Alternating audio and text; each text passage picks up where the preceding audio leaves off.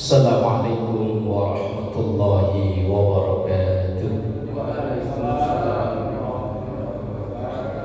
Ya Rabbi bil Mustafa balligh maqasidana waghfir lana ma madha ya wasi'al karami.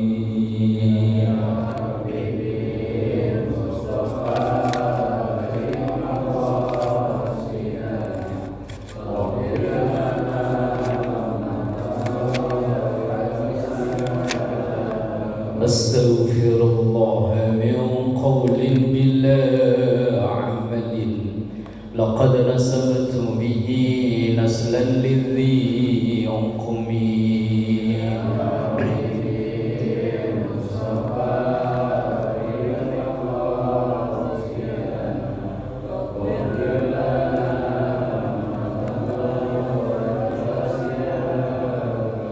Allahumma salli wa sallim wa barik alaihi wa ala alihi wa ashabihi. Alhamdulillahi wahdah.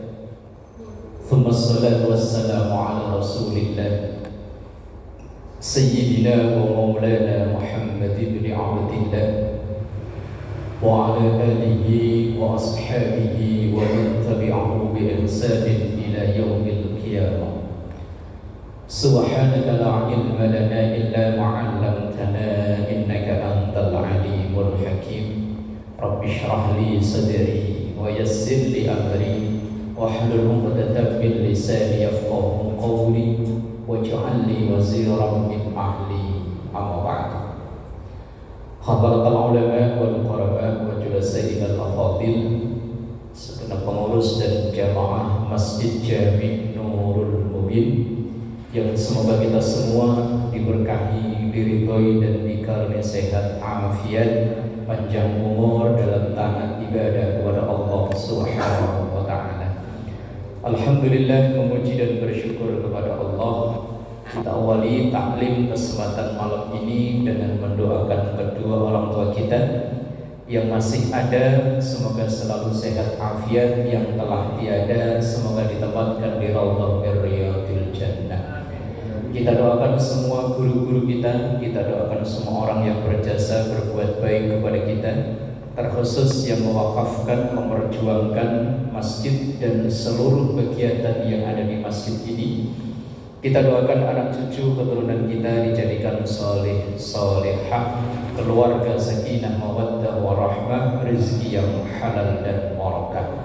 Kita doakan apabila ada yang sakit, mungkin jamaah kita, keluarga kita, atau saudara dan tetangga kanan kiri kita yang hari ini sakit, kita doakan semoga segera diangkat penyakitnya, dikaruniai sehat afiat. Dan juga kita doakan saudara-saudara kita yang saat ini sedang dalam menuju proses pelaksanaan ibadah haji, semoga dimudahkan rangkaian ibadahnya, pulang balik ke Indonesia memperoleh haji yang mabrur. Dan juga kita insyaallah diizinkan oleh Allah untuk bisa berziarah ke Haramain Al-Hadhiniyah wa ila hadratin Nabiyil Mustafa Muhammadin sallallahu alaihi wasallam wa ala alihi wa ashabihi wa azwajihi wa dhurriyyatihi wa ahli baitihi al-kiram, khususan muallif hadzal kitab.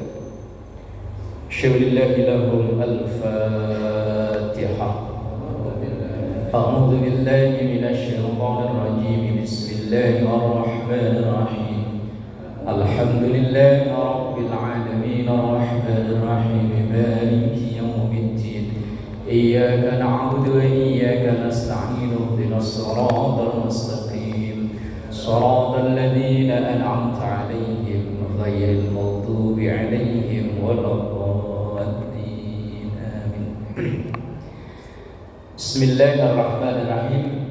Melanjutkan ngaji kita yang sempat jeda Ramadan dan Idul Fitri, yaitu kita ngaji kitab Bulughul Maram yang dalam syarah Ibanatul Ahkam, memasuki hadis yang nomor 16. Ani bin Abbas radhiyallahu anhu, Hadis ini bersumber dari sahabat Abdullah bin Abbas. Ini masih keluarga Rasulullah Sallallahu Alaihi Wasallam, saudara sepupu. Karena Abbas itu pamannya Rasulullah, saudara sekandung dengan Abdullah, ayahnya Rasulullah.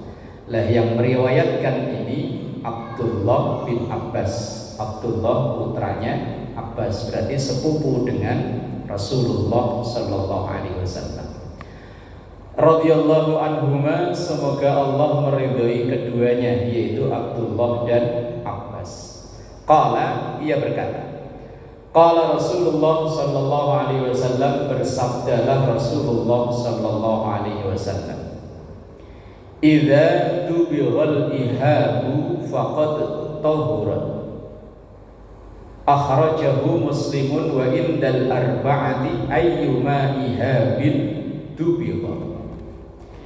Idza dubigha, ketika disamak, al ihabu kulit binatang, faqad tahura, maka kulit binatang itu menjadi suci. Kulit binatang yang kita banyak pakai, jadi sepatu, sendal, dompet, apalagi beduk, oh iya, beduk, alat rebana, macam-macam. Itu bisa menjadi suci ketika disamak. Pernah dengar gak proses samak itu? Bukan. Samak kalau kita dulu kecil ya sampul buku samak ya. Bukan. Ini nanti misalnya ketika selesai motong hewan kurban, itu kulit ada yang dicacak, ada yang enggak ya.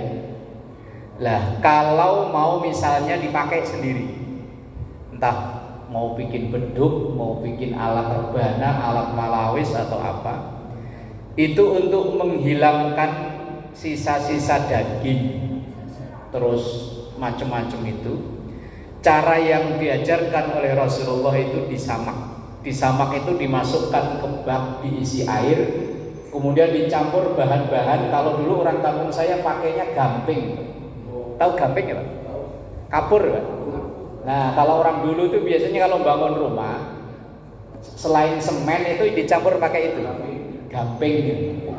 Nah itu direndam di situ, setelah sekian hari itu kulit itu jadi bersih pakai gamping. Kalau di Jakarta ada nggak dijual? Ada ya, di toko material ada ya.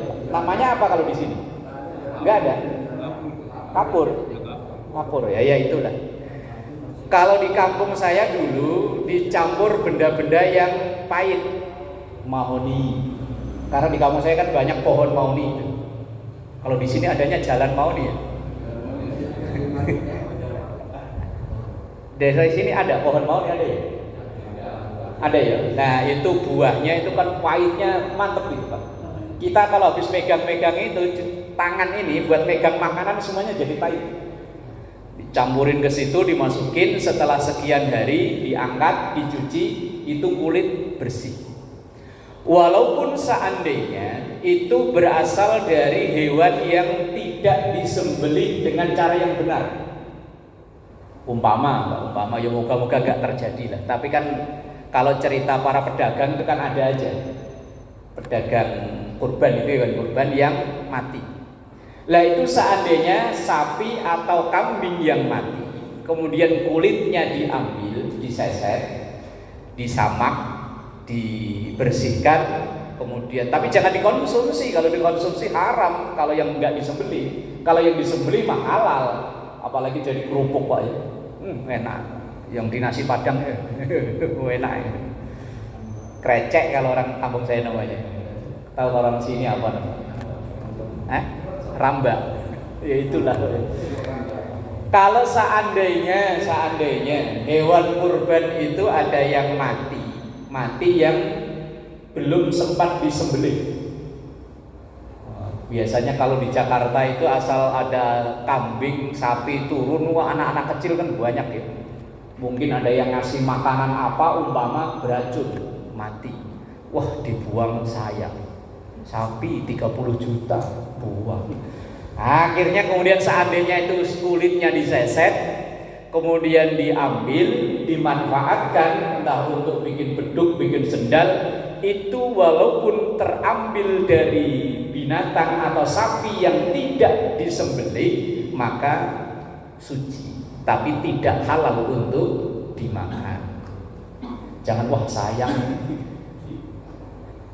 cuman konon Pak, konon ceritanya, walaupun saya ini cerita hanya dari cerita Pak, wallahu alam saya nggak lihat langsung. Asal itu sapi mati, kambing mati kok nggak ketahuan orang, ya dipotong ya. Kalau udah dicacak-cacak kan ya nggak bisa bedain Pak ya. Sampai ada kasus ayam tiren, ayam mati kemarin dibuang. Lah kalau sapi 30 juta ya Pak, rata-rata segitu kan ya. Ya kalau kambing paling 4 juta lah ya. Ayam yang cuman harga berapa sih kalau ayam negeri Pak?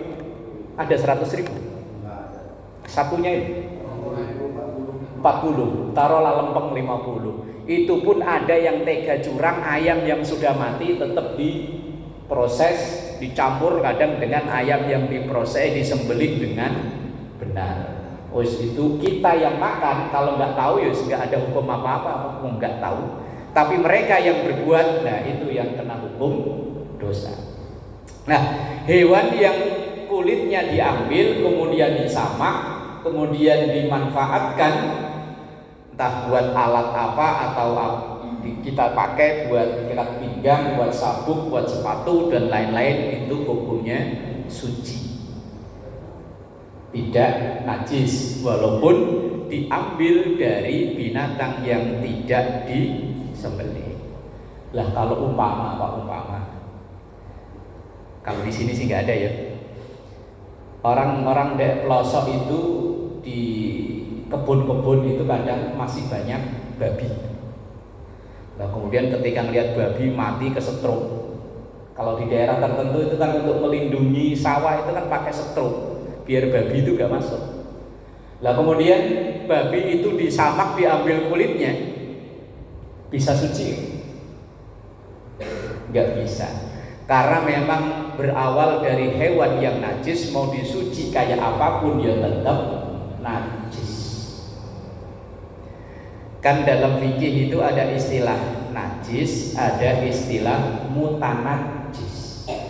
Najis itu hewan, sesuatu benda yang memang dihukumi najis, mau dicuci kayak apapun ya tetap najis. Lah kalau mutanajis itu benda awalnya suci, misalnya ini benda kok terkena najis kemudian dicuci maka bisa menjadi suci, ini namanya mutanajis.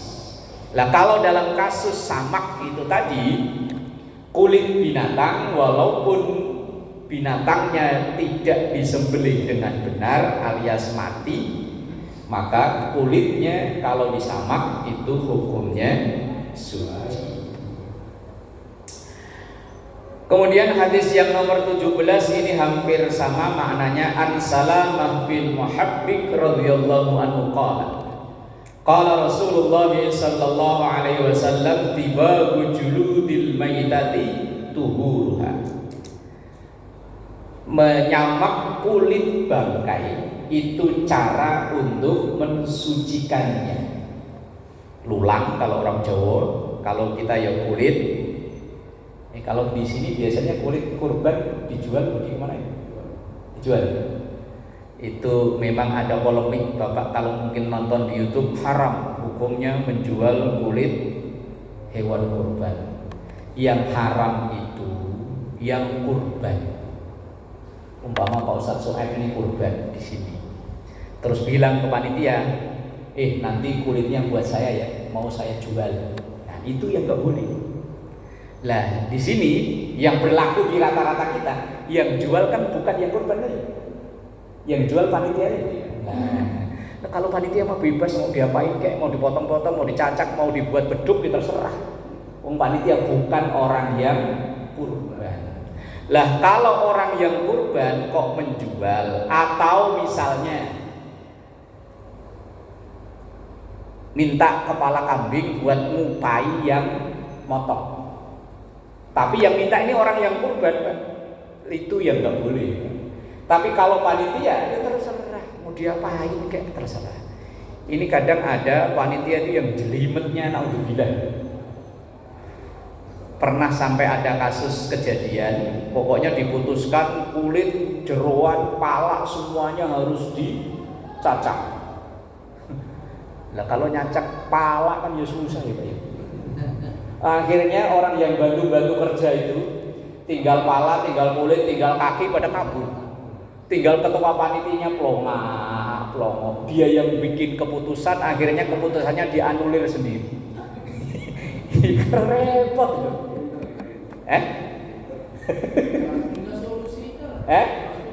Lah iya. Lah terus akhirnya keputusannya dianulir sendiri, udah terserah lah kulit mau diapain ya. Ya boh. Artinya begini loh Pak. Setiap keputusan hukum fikih itu akan selalu terjadi perbedaan. Uang hukum yang sudah jelas-jelas itu aja ada istisnanya. Istisna itu pengecualian gitu Pak. Ini Bapak kalau ditanya, sholat zuhur berapa rakaat? 4, belum tentu. Bisa 2 ya. Itu kan udah mafhum kan sholat zuhur itu 4. Itu pun ada istisnanya. Istisna itu pengecualian. Kecuali bagi orang yang dalam perjalanan dalam keadaan tertentu zuhur bisa didiskon jadi 2. Puasa Ramadan hukumnya wajib ya belum tentu. Wanita haid, nifas, orang sakit, orang stres apa ya wajib puasa? Lansia, ya enggak. Itu padahal yang udah termasuk rukun Islam loh Pak. Rukun Islam itu pun masih ada istisna, pengecualian. Jawab salam, hukumnya mulai ragu-ragu jawabnya. Asal bilang wajib, saya bilang belum tentu dulu sih Pak ya. Jawab salam itu secara umum memang wajib. Tapi yang saya bilang belum tentu. Kalau yang ngucapin salam Ahok wajib jawab gak? Ya kecuali Ahoknya udah login ya, udah syahadat, udah ikut jamaah, lah wajib jawab. Tapi kalau dia masih agama yang dulu, agama yang yang sekarang lah, sampai sekarang masih aja, apakah kita wajib jawab? Enggak. Tadi maghrib Pak Kiai Adik imami maghrib kan, Assalamualaikum warahmatullah. Kok Bapak nggak jawab? Katanya wajib.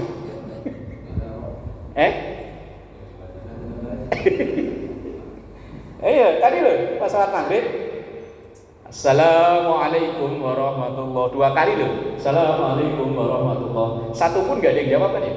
Saya juga nggak jawab. Kalau saya jawab batal salat saya.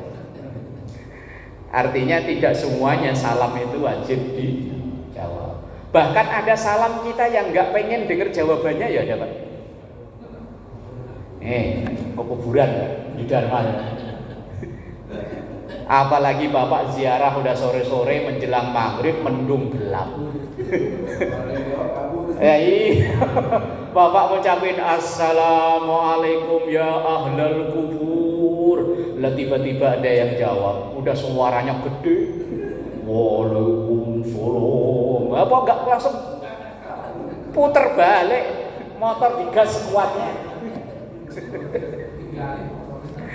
Makanya hukum fikih itu masih koma.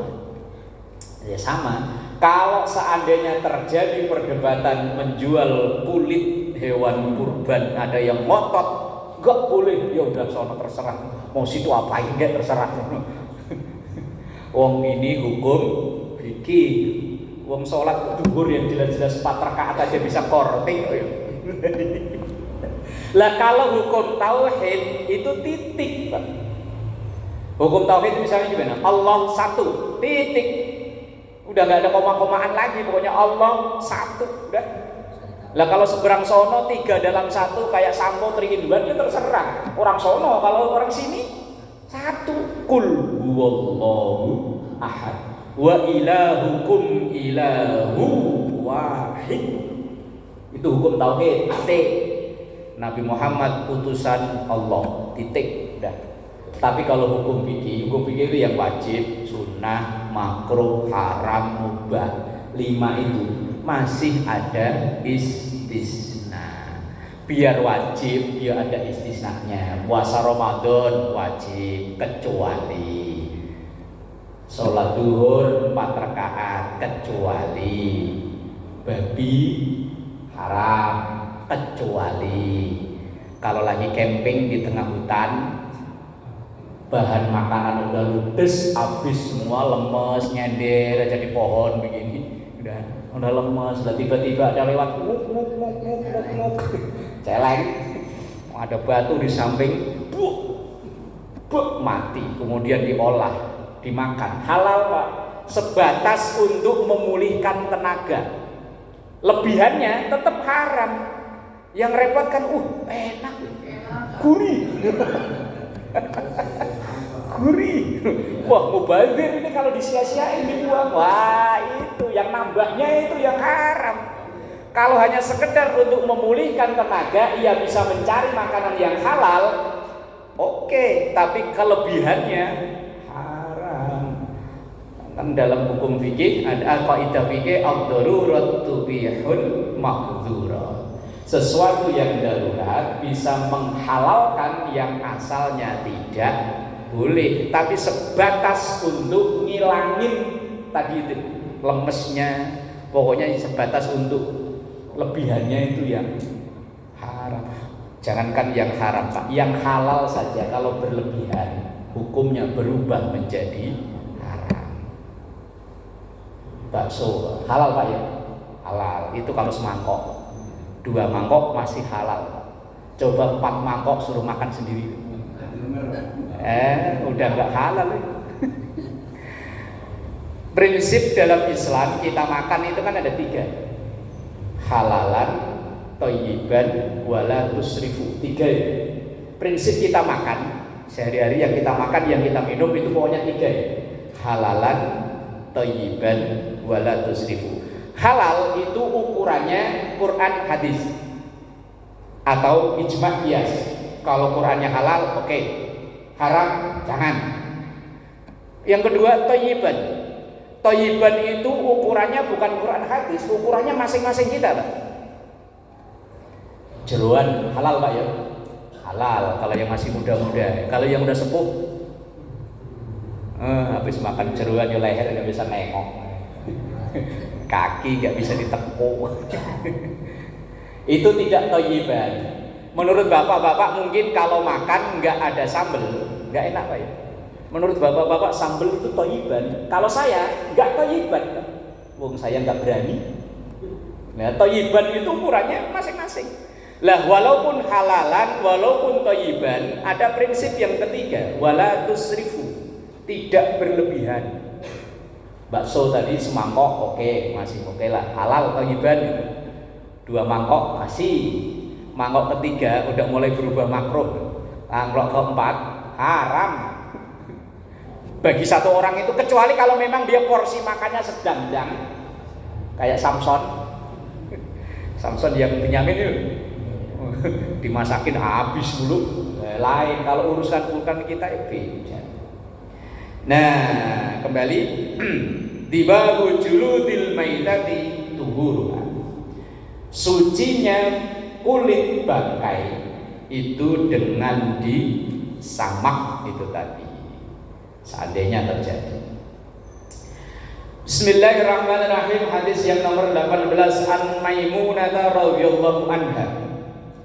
Dari Maimunah radhiyallahu anha, semoga Allah meridhoi darinya. Marran Nabi sallallahu alaihi wasallam bi syatin yajurruna. Rasulullah sedang berjalan melewati ada beberapa orang yang nyeret bangkai kambing. Bangkai kambing diseret, ya mau dibuang kali ya. Faqala, maka Rasulullah sallallahu alaihi wasallam ngomong ke orang-orang yang lagi nyeret bangkai kambing itu, lau akhadtum ihabah. Beliau bilang begini, alangkah baiknya kalian ambil kulitnya. Padahal itu kan bangkai. Rasulullah bilang, lau akhadtum ihabah. Alangkah baiknya kalau kalian ambil kulitnya. Faqalu, maka orang-orang yang nyeret bangkai kambing itu kemudian menjawab, innaha maitatun ya Rasulullah, ini bangkai ya Rasul. Faqala, maka Rasulullah menjelaskan kepada orang-orang tersebut, yutahhiruha al-qaradu, kalian bisa mensucikan kulitnya, kulit bangkai kambing yang diseret itu tadi, al-qaradu, dengan buah korot. Buah korot itu kalau kayak kita ya buah mahoni, buah yang pahit. Artinya disamak. Dalam hadis ini saya kutipkan dari kitab Ibanatul Ahkam, ada beberapa pelajaran yang bisa diambil.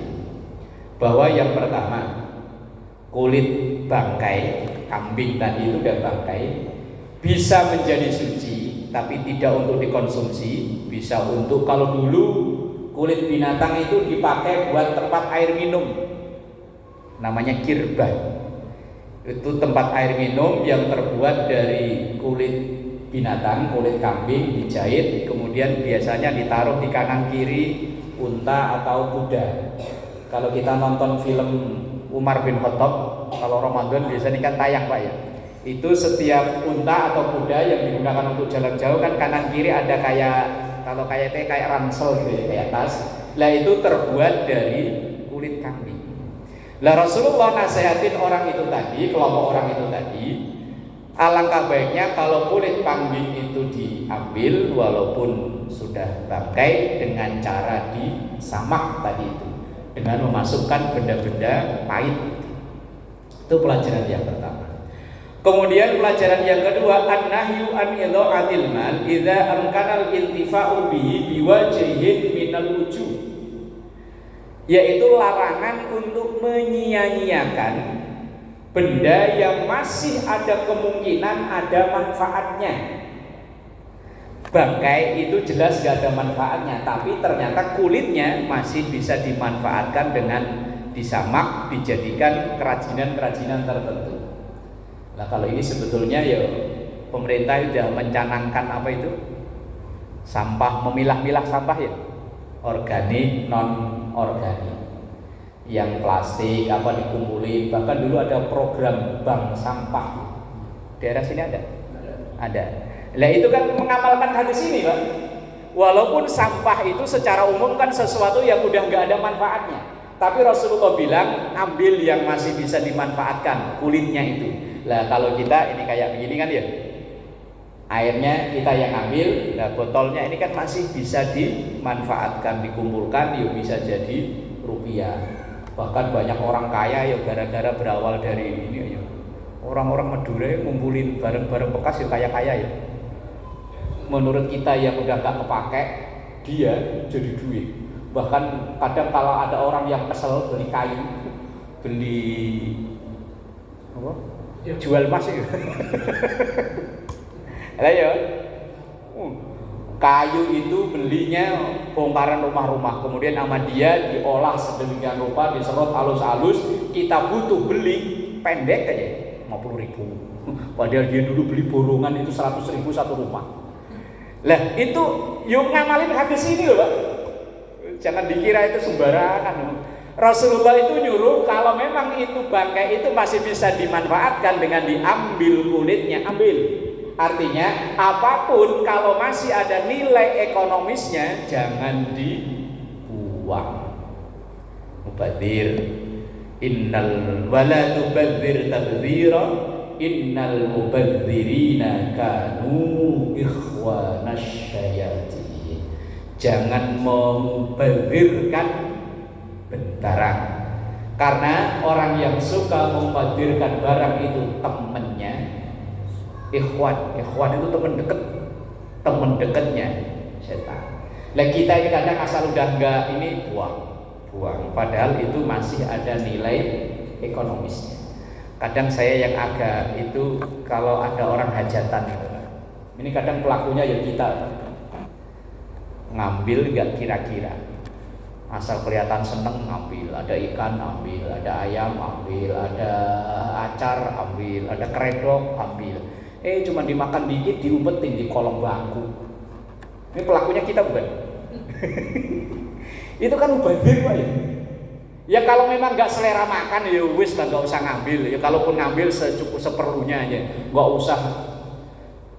Kalau di daerah saya Pak, masih banyak orang yang keliling nyari buat makanan bebek.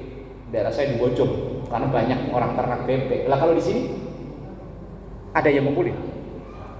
Nah iya kan mubazir kebuang Pak ya. Lah ya kalau di daerah saya itu asal ada orang hajatan itu malah bilang ke tuan rumah, Pak tolong nanti itu sisa-sisa itu dikumpulin, nanti saya duitin. Loh itu ngamalin hadis ini Pak. Jadi kita seandainya di rumah ada barang-barang yang kayaknya udah nggak kepake, pilah-pilah yang kira-kira masih ada duitnya, ngamalin hadis. Niatin ngamalin hadis. Rasulullah melihat orang mau buang bangkai kambing, itu pun beliau bilang jangan dibuang. Kulitnya masih bisa dimanfaatkan. Kalau dulu ya rata-rata buat bikin sepatunya itu muzah namanya, atau mungkin kirbah itu tempat air minum. Kalau sekarang malah bikin dompet macam-macam itu tadi. Bismillahirrahmanirrahim. Hadis yang ke-19 an Abi Sa'labah Al-Khushani radhiyallahu anhu. Qultu ya Rasulullah inna bi ardi qaumi ahli kitab afa na'kulu fi aniyatihim. Qala la ta'kulu fiha illa alla tajidu ghairaha faghsiluha wa kulu fiha. Muttafaqun alaih. Ini ada seorang sahabat namanya Abi Sa'labah Al-Khushani. Datang pada Rasulullah sallallahu alaihi wasallam curhat. Ya Rasul, saya itu tinggal di tengah-tengah kaum yang non muslim. Ahlul kitab itu Yahudi dan Nasrani. Tapi apakah Yahudi sekarang, Nasrani sekarang, wallahu a'lam. Kalau Yahudi yang dimaksud ahlul kitab itu yang masih berpegang dengan Taurat, Nasrani masih berpegang dengan Injil. Tapi apakah Injil yang sekarang bukan agama kita nggak tahu. Intinya ini ada seorang sahabat tanya, ya Rasul, saya tinggal di tengah-tengah orang yang bukan orang Islam. Lah kemudian yang jadi inti pertanyaannya, afanaqulu fi aniyatihim, boleh gak saya makan di tempat makannya mereka itu? Misalnya minum ya gelasnya, makan ya piringnya. Boleh gak ya Rasul saya makan dengan alat atau wadah yang mereka punya? Boleh gak? Kalau di sini sih enak ya, mayoritas muslim ya. Umpama bapak dapat tugas ke Bali, yo ngapain kek sono ninjau turis apa apain? Apa nyensus bule-bule yang pada berjemur? Atau mungkin ada tugas ke Manado, ke Flores, ke Papua yang di situ mayoritas non muslim. Atau kalau kayak saya Pak, di perumahan itu hampir 40 kakak yang non muslim. Saya sederetan itu yang non muslim banyak. Lah boleh gak kita makan dari piring mereka, kita minum dari gelas mereka? Jawab Rasulullah, qala la taqulu fiha illa alla tajidu ghairaha falsiluha wa qulu fiha. Jawab Rasulullah, kalian jangan makan fiha dari wadah yang mereka punya, illa kecuali, loh ada kecualinya Pak. Makanya di awal tadi hampir semua hukum itu ada istisna, pengecualian. Secara umum Rasulullah melarang kita makan minum dari wadah milik mereka. Illa kecuali alla tajidu ghairaha, engkau tidak menemukan yang lain. Kalau masih ada yang lain, pilih yang lain. Lah kalau nggak ada yang lain, kalau makan dari situ fausiluha, cuci piring itu, cuci sendok itu, gelas itu cuci. Wa qulu fiha, kemudian makanlah dengan milik mereka itu, tapi sudah kita cuci. Lah kenapa Rasulullah kok memerintahkan mencuci? Karena bisa jadi mereka itu kan tidak kenal haramnya daging anjing, daging babi. Ya bisa jadi piring yang mereka pakai itu habis buat makan, yang lauknya daging B2 tadi, anjing, bisa jadi.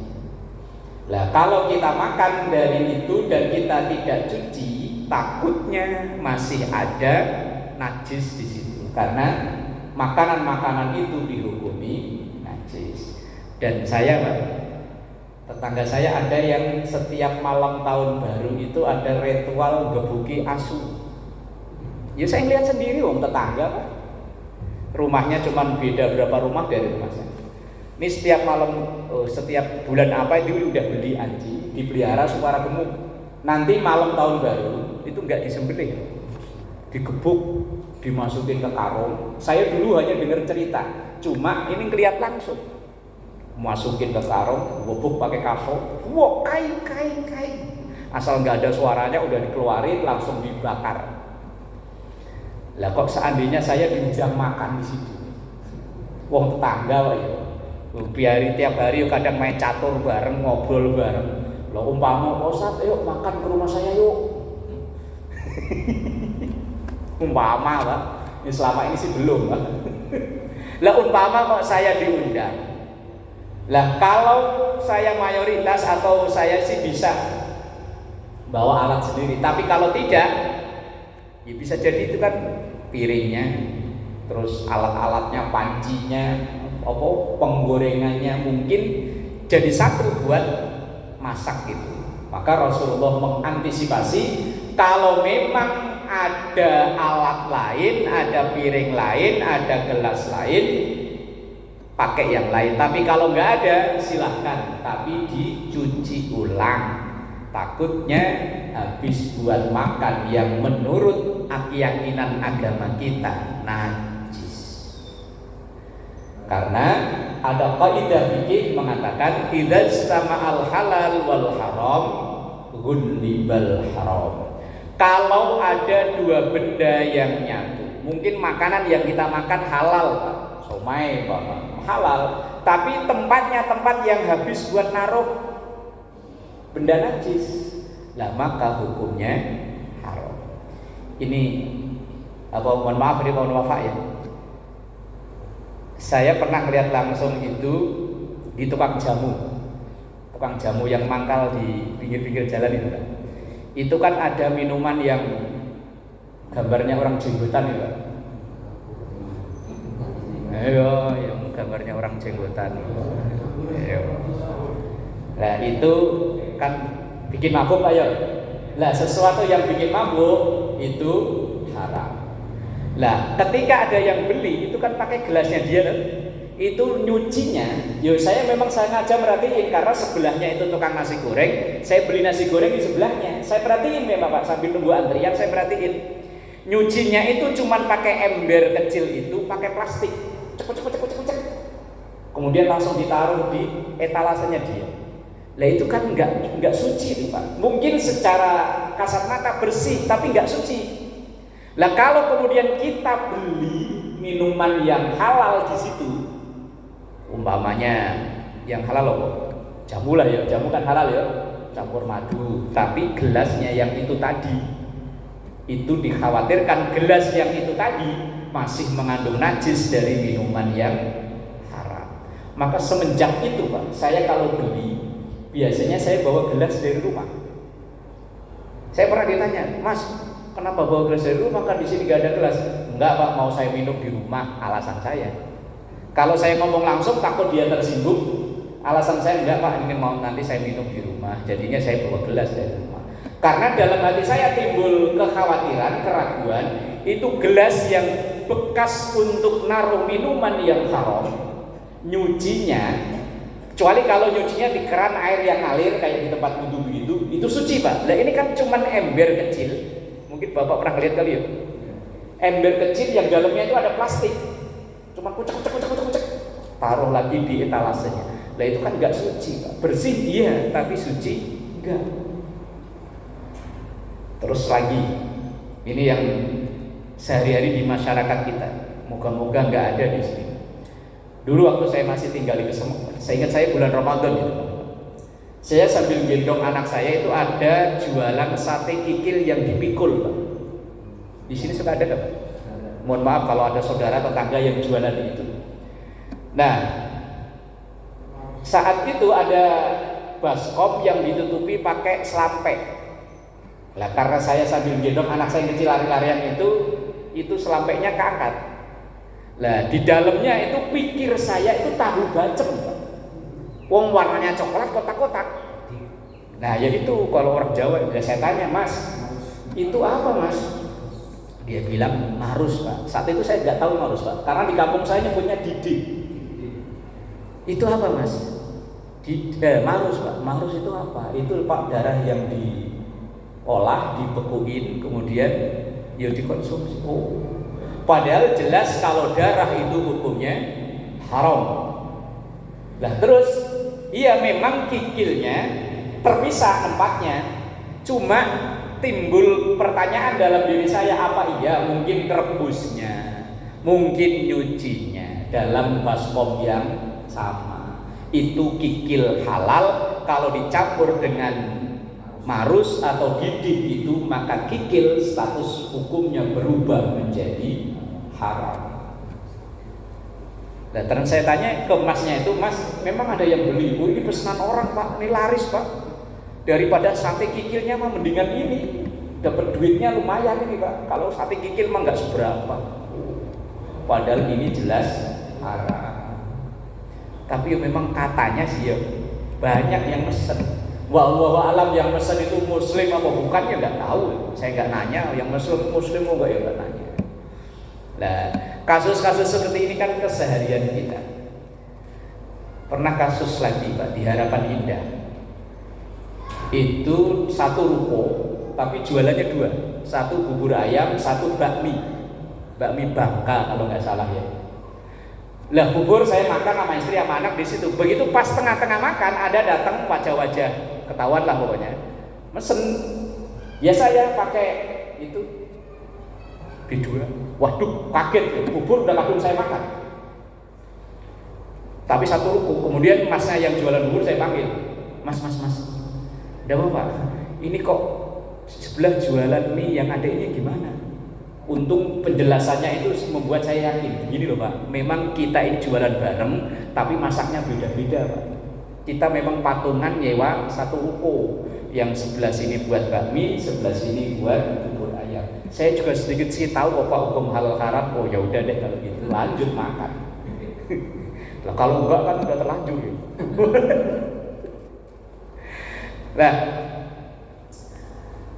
kaidah fikih yang sangat mendasar tadi, idza istama'al halal wal haram ghullibal haram. Bila bercampur barang halal, barang haram campur jadi satu dan nggak bisa dipisah-pisah lagi, maka dua-duanya menjadi haram. Walaupun yang halal banyak, yang haram dikit. Contoh gampang inilah, halal Pak ya. Ini loh, air. Umpama dimasukin racun tikus 2 tetes saja Pak. Masih berani minum? Kenapa?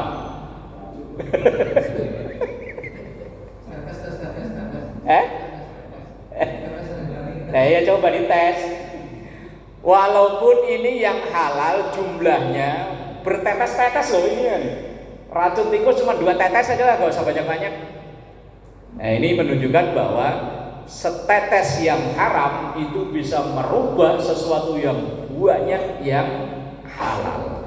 Saya sering kalau ngaji sama ibu-ibu sering saya contohkan begini Pak, karena ini kadang perilaku orang rumah kita. Beli cabai atau beli bawang merah atau apalah di tukang sayur atau di pasar, sekilo ditimbang, dah. Nah kadang mak-mak itu minta nambah, bang tambahin kayak bang. Lah kalau yang jualan sayur, ya udah deh halal itu. Tapi kalau tukang sayurnya kalau cabai lagi mahal kan yuk. Orang kadang beli cabai goceng katanya dapat 3 biji ya. Kalau lagi mahal. Lah kalau tukang sayurnya oke, silahkan atau ya udah halal tuh. Tapi kalau tukang sayurnya merengut aja, pertandakan tidak boleh. Lah kok mak-mak tetap ngambil set, kenanya paling berapa biji sih ya? Masukin ke plastik itu tadi, plung, ikat pergi. Lah itu yang sekilo halal. Yang ini cuma berapa biji sih? Nah iya ya, yang bawang atau cabai lah, campur dari satu, pleng, kan udah nggak bisa dipisahin kan? Apa ya dipilihin satu-satu? Yang ini tadi yang ngentit, yang nyopet, yang ini. Nah itu hati-hati, hati-hati. Ini kadang kan ya kelakuan. Lah iya, lah mak-mak yang ngelakuin begitu, yang makan kan kita, suaminya, yo. Lah ya kan kena kan? Lah iya. Makanya kadang kalau ngaji sama ibu-ibu sering saya sampaikan hati-hati ibu. Kalau mau minta nambah nunggu tukang jualannya bilang iya. Kalau nggak bilang iya itu berarti nyolong. Lah ngambil tanpa izin apa namanya? Nyolong kan?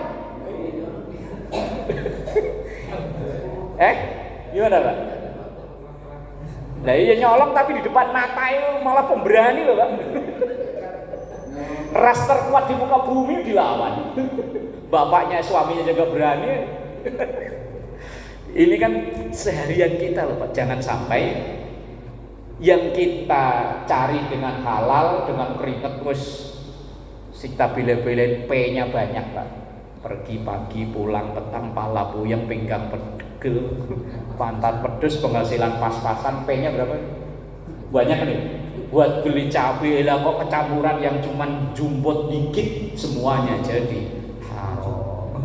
Wes yang lakuin sih istri, cuman yang makan kita.